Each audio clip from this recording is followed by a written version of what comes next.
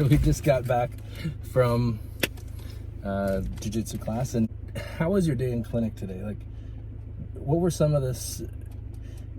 Did you see any coronavirus at the clinic today? Yeah, we had a coronavirus scare where this guy said he works at the hospital and he was handling a patient that was from the province, Hubei province, and actual city of Wuhan. And then Hubei province, the city of Wuhan. Yeah, and he was worried that he had it too because he started coughing after he saw the patient. So I had to call the health officer to find out like what are the chances of him having it, if there's any reported cases. So luckily they said no, but it was scary because we didn't know what to do with him. Like we had him on a mask and then just in the room and then kind of quarantining him. So to be clear, there were no cases reported within our region, but as family doctors, Sharm and I, we both have a lot of patients who are really concerned about the coronavirus right now. And I think the truth is that the coronavirus is not really any more risky than, let's say, the flu virus. Yeah, possibly the same. Maybe it's risky for elderly and the young population. But yeah, similar kind to of those with immune system issues. Yeah. But everybody's nervous about it, right? I think even you were wearing a mask at work today. Yeah. Tell us why. Why were you wearing a mask? I don't know. Well, my daughter said she was worried about it, and she's like, "You're gonna bring it home to me. I'm gonna be dead." So I was kind of a bit anxious about what she said. So yeah, in January of 2020, our kids at school are talking about the novel coronavirus. Our kids are talking about it. Everybody's scared of it, and so yeah, we have people coming to see us in the clinic, like asking, do I have it? And we actually got messages from our health authority about how to deal with it, right? So the protocol is pretty much if you suspect somebody of having contact with somebody from Wuhan province, you're supposed to call the health officer and report it, right? And so you didn't actually have that case, but it was like kind of iffy, and then so you called them and they said, hey, there's no reports, but that just tells us that people are scared, right? Yeah. And then they're just asking such weird questions about the coronavirus too, like is it from somebody eating a snake? Yeah. It's like, why are people eating snakes? Is it a cobra? This is somebody asking. People are asking about. It's a good question actually. They asked you, what kind of Dr. Sharma, what kind of snake did they eat? Was it a cobra? Did they eat a cobra? Is that how we got it? And the truth is that in Asia, people do eat snakes. You eat whatever you can get. And every animal has a certain flavor, and that's unfortunate. And I think that's an expression of poverty, an expression of necessity. You eat whatever protein you can get. And snakes are one of the things that people eat. And they were saying, what were the animals that were potentially involved in this virus jumping between species? It was a bat. So it originated potentially somewhere from a bat, like somewhere else. So there was a bat virus, and the coronavirus. The coronavirus was passed into a snake, so the snake became a vector for it. And then the human that ate the snake. And then humans became. Some human potentially ate the snake, or I guess what else would they be doing with a snake to catch a virus from a potential snake? These are theories, right? They're not proven, but it's possible. But coronaviruses in general, they're common, right? Coronaviruses are the common cold too, aren't they? Yeah, that's true. But every virus strain represents a mutation. Like some DNA has changed. That's right. So they said this is a single gene mutation that's caused this virus. And when there's a mutation, the ability of that virus to replicate or to pass from host to host or to attach to different hosts is different. And I think what makes the coronavirus an epidemic is that it moves beyond its immediate population, and in this case it's because of air travel, right? Air travel is allowing this pretty virulent strain of coronavirus to spread around the world, and like you said, it impact people who have immune system issues. When we were in jiu-jitsu, and I was talking to a police officer, he was telling me how people are going to like creative solutions because there's no masks available. That's right. We're selling out of masks. Yeah, so he was showing me some pictures of how a person had a Coke bottle over their head.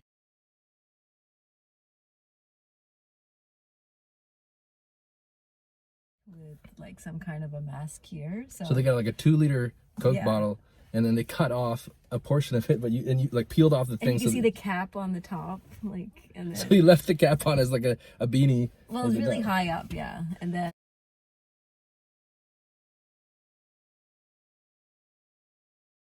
And he sliced it in half so he could fit his face into it. yeah.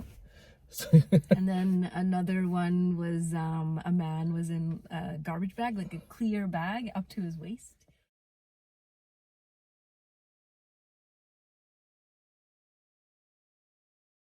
He just put himself in. He just put garbage himself bag. into a big clear garbage bag. Yeah. And then another guy, I saw a picture of like a maxi pad. It was like attached to his face.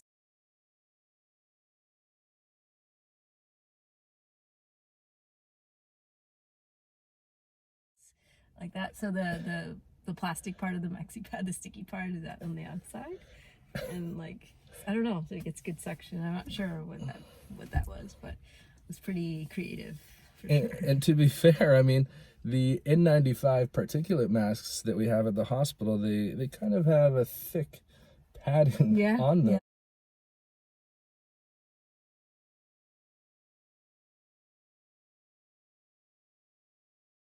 So, Maybe that's how he got the idea, right? Yeah.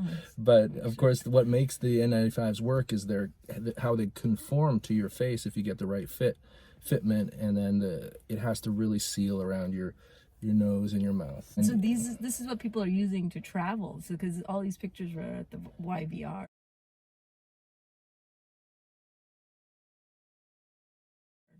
YVR is our local airport. Yeah. So They're on the airplane So- sitting with these. So in the plane, people have all these weird makeshift masks. What a weird time we live This in. is true, yeah. And it's definitely hysteria. And without the internet, we wouldn't have this type of viral hysteria. It's kind of like the coronavirus is the actual virus, and it's killed about maybe 106 people so far in the world. But millions of people Is it are only that little? I afraid. thought 1,100 were maybe affected. infected. Yeah. Yeah. But I think And it's then only, well, maybe like only is a bad way to 500 or put it, because if yeah. that's your grandma, if that's your dad, I'm sure it's devastating, and sorry to everybody who's lost their lives. I saw a comparator that the flu this year worldwide has probably killed over 6,000 people. Actually, in the United States alone, over 8,200 people have died from the flu. So probably worldwide, couple tens of thousands. And again, it would be those elderly and those who are susceptible, and then we have some freak cases where there's absolutely healthy people who also succumb to the flu virus, and it's so hard to predict who has a immune system that's robust towards viruses and who doesn't. And it's almost impossible to predict. Our science isn't that granular. We're not that good at predicting who's susceptible to things. And we have to give kudos to China for like controlling this so well. Like, Well, a lot of people right now in Richmond are gonna be like, so well, then how come we have somebody here that's with true. it, That's right? true. But if it wasn't controlled like this, we wouldn't just have one case that we have right now. Right? It Yeah, would be a so we lot have more. one known case in British Columbia, and that was just announced this morning. Dr. Bonnie Henry was out there with Vancouver Coastal Adrian Health, right? Adrian Dix, and she announced that they'd kind of assisted this guy to do home isolation. I'm sure there's public health officials kind of assisting them to contain this guy and try to figure out and map out all the people that he's been in contact with in the past week. And how long, if you encounter the virus and it goes into your body, you get infected, typically people aren't showing symptoms right away. Yeah, 14 days they say, where you won't have symptoms before the cough starts, and that's what this Cough. scary part is. Yeah, so Fever, cough. yeah, so even if you catch it, you don't really know until later. So, and I think at our clinics we've all received testing kits about how to get Yeah. tested. Yeah. Yeah, and they're like special blue bottles, blue topped vials, and then they come with kind of a Q-tip swab that you put in people's noses, right? the And also throat, Yeah. nasopharyngeal. Yeah. So how do you do it? Do you go into the nose and then take their boogers and put it in their throats, or how do you do it? How do you do it? I think I haven't done it yet, but I was reading it and it said to do the throat and the nose swabs. I guess 2 swabs. So You yeah, use 2 swabs. yeah, Yeah. 2 separate swabs. And we're not going to do that to you. We're going to do 2 swabs. And then yeah, we have the virus collection tubes anyway, so we're just using that to test for it. Mm-hmm. You know, one benefit. Are there any benefits of this type of world hysteria about coronavirus? I guess no. No. There's a lot of wasted time searching the internet for coronavirus videos. And there's probably a lot of attention, human attention, directed in this area of fear and stuff. But I think some of the benefits are potentially, we're prepping for the next potential microorganism pandemic, potentially. We're not at a pandemic status right now, but we're prepping for that.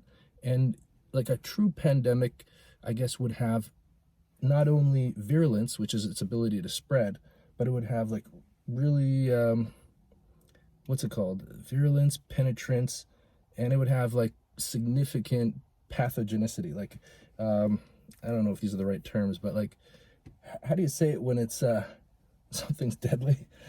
I guess it would be,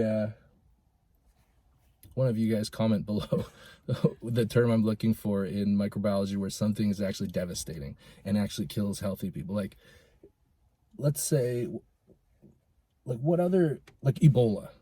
Ebola. Yeah, it's fatal, right? It spreads and it's fatal. 90% fatality with Ebola. Yeah. This one doesn't have nearly as that. Like, it's, I don't know what the percentage is, but yeah. If I was to estimate, like if we have, like I know there's 1 person in Seattle, 1 person at least in British Columbia, 1 person in Toronto who's confirmed cases. In China, we probably have hundreds of thousands who are probably carrying the virus, because this has been since December, been going on, and so at least 8 weeks that it's been spreading in the human population undetected. yeah. So it's not going anywhere. It's going to be around for a long time. We won't be able to fully contain this virus. I mean, our best hope is that those who are sick will recover with good supportive care. They stay hydrated. They don't spread it to others by just doing good hand hygiene, washing their hands anytime you touch your face or before you touch your face. And eventually the virus will have nowhere else to go because our immune systems will have taken care of that virus and we won't be able to spread it to other people. Right? I thought it was funny today that everybody was running around and I got a video about how to make your own mask from toilet paper, and it was pretty ingenious. So you take like string and you just double loop it so that it fits around your crown of your head and then also around here. And then anyways, I'll put a video of it. I'll attach it here. Thanks for watching. Anything else to say? I did steal a mask from the hospital. She stole a mask from the hospital, but it's for a good cause. She stole it so that she doesn't catch anything from other people and spread it. And I think that's the benefit, right? Yeah. Of having a mask. Yeah. The masks, it doesn't really stop you. Like if you, okay, there's this concept of fomites. Do you know about fomites? Like, so fomites are, they sound like mites, but they're not mites. Fomites are like like passive surfaces. So let's say I sneeze really hard, achoo, and then I have virus within my saliva because that's where it's been replicating within my body, and that saliva lands on this phone, and then I pass the phone to you. That phone is now what we call a fomite. It's a vector for disease that's dead, but the virus will be alive on the phone for a little while. Right. You take the phone and then you touch something on the screen, you use an app, and then you don't know later when you're eating, you haven't washed your hands, you like pick your nose or something, it goes into your mucous membranes within your nose, starts replicating in your nose, goes throughout your body. So fomites like phones, doorknobs, bus poles in the bus, stair railings, elevator buttons. Those were the ones I was thinking of in the hospital today. These are all vectors of transmission. So anytime, but all you need is a little bit of alcohol-based hand rub and you're good. You're good to go. And making sure you keep your hygiene good. Don't swap spit with too many people. That being said, you want to go swap spit now?